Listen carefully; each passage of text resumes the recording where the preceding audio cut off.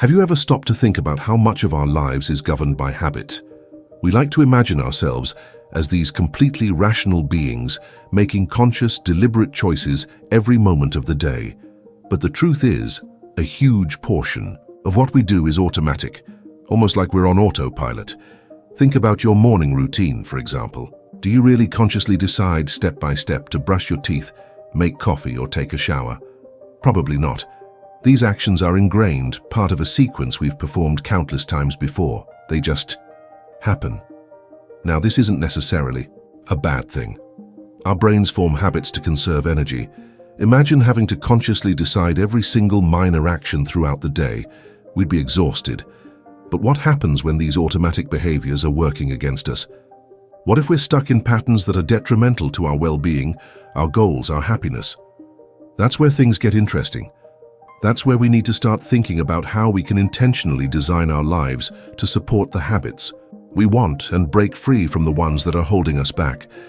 It is an illusion to believe that we are consistent every day. In reality, we are not. Our daily actions are more like the constant drip of a faucet, seemingly insignificant in each drop but capable of filling a bucket over time. This analogy underscores the power of habit composition.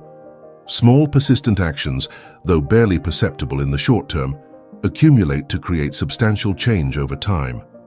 The key is not to rely on willpower alone, but to become architects of our own choices. Let me share a fascinating study with you, one that really highlights this concept. It took place in a hospital cafeteria. Researchers wanted to see if they could influence people's food choices, not by preaching or lecturing, but by simply changing the environment. What did they do? They rearranged a few things. They placed bottled water at eye level in the refrigerators and also added water as an option in every cooler that previously only held soda. They didn't remove soda. They just made water more accessible, more visible.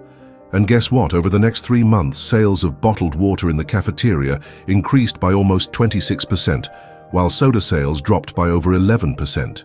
No nagging, no guilt trips, just a subtle shift in the environment. That is a great example and a simple demonstration of the power of what's called choice architecture.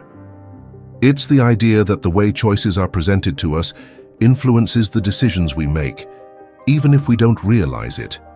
And this is something we can all apply to our own lives.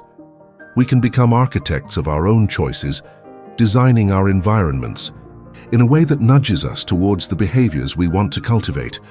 It is essential to understand that choice architecture is not about coercion or manipulation. It's about creating an environment where the desired behavior is the easiest and most natural choice.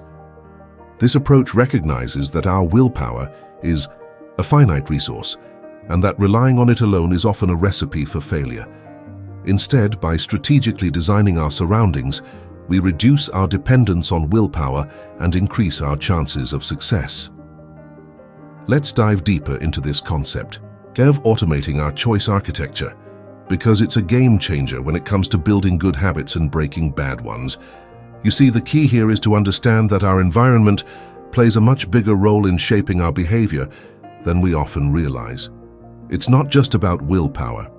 It's about setting ourselves up for success by making the good habits easy and the bad habits difficult.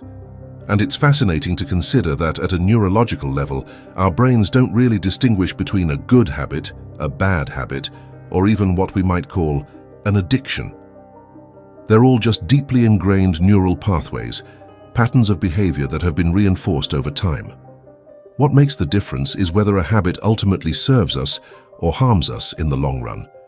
This understanding can be incredibly empowering because it means that we're not fighting against some fundamental flaw within ourselves when we try to change our behavior. We're simply working to reshape those neural pathways, and that's something we can all do with the right approach. Think of it this way. Every action you take is like a vote for the type of person you want to become. Every time you choose a healthy snack over a sugary one, you're casting a vote for a healthier you.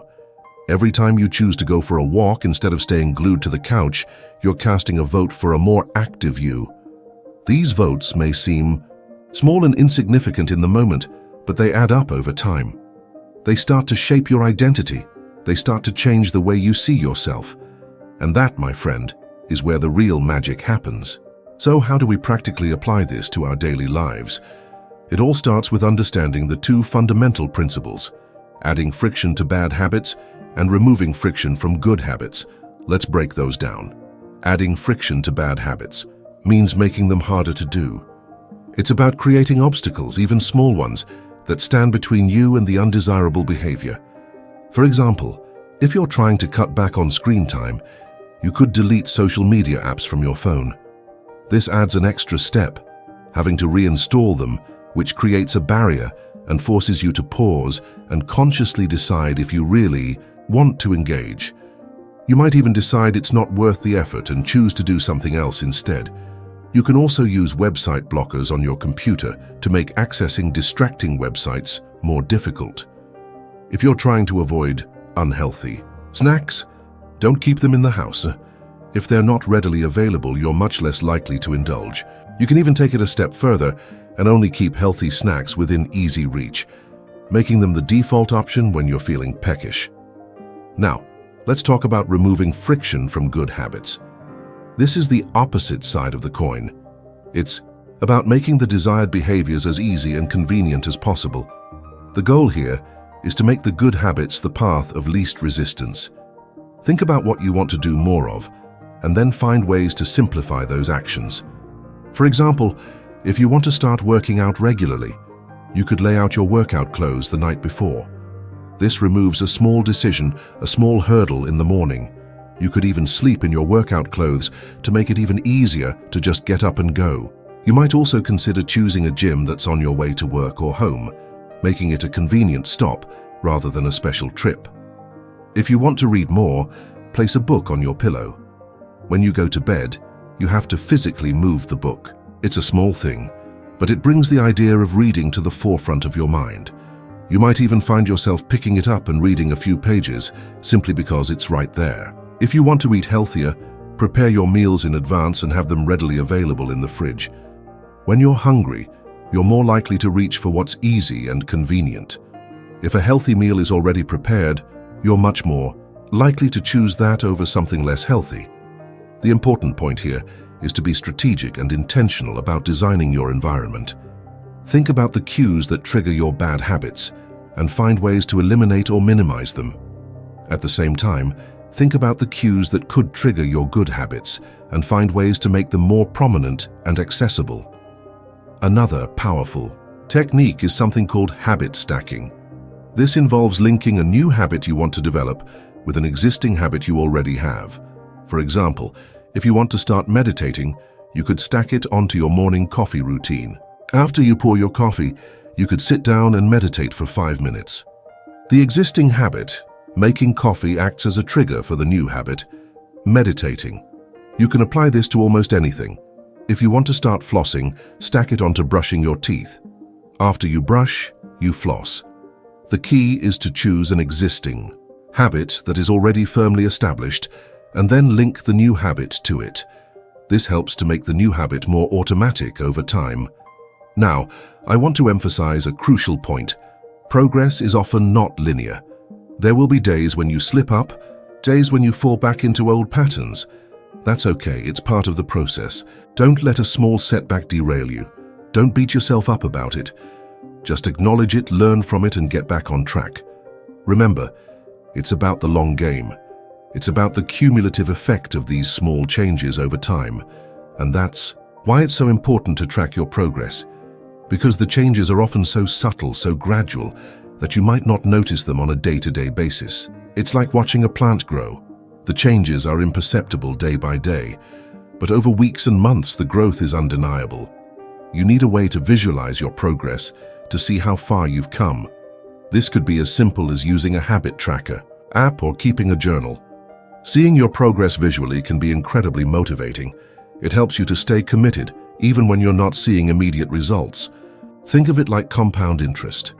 When you invest money, the interest you earn each year gets added to your principal, and then the next year you earn interest on that larger amount. It's a snowball effect. The same principle applies to habits. Each small improvement you make builds on the previous ones, creating a powerful compounding effect over time. It's important to trust the process, even when it feels slow. The small changes you're making today might not seem like much, but they are laying the foundation for significant results down the road. What we're really talking about here is a shift in mindset.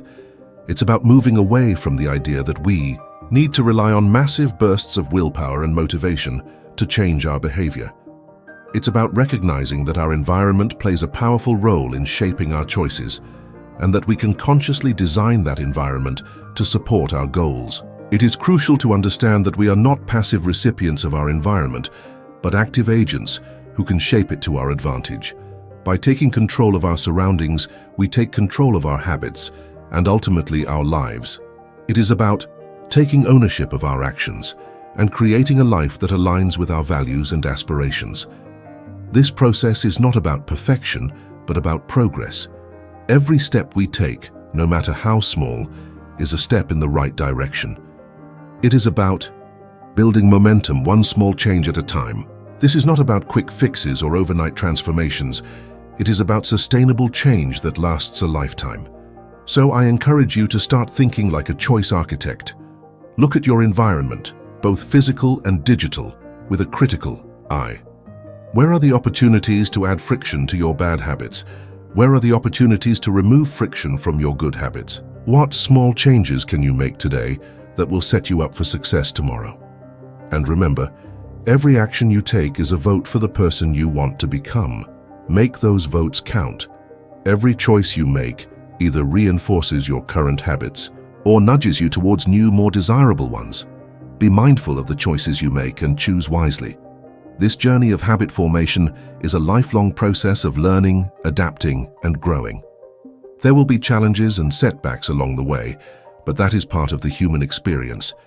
Embrace the challenges, learn from your mistakes, and keep moving forward. This is about more than just changing your behavior. It's about changing your identity. It's about becoming the person you want to be, one small automated choice at a time. And that, my friend, is a truly powerful and transformative idea. You have the power to shape your own destiny, one habit at a time. Embrace that power and create a life that you love, a life that reflects your true potential. You are not a prisoner of your habits. You are the architect of your life. Design it with intention, build it with purpose, and live it to the fullest. The journey of 1,000 miles begins with a single step, so take that first step today. You might be surprised at how far you can go. And remember this final thought. The most effective way to change your habits is not to focus on what you want to achieve, but on who you wish to become.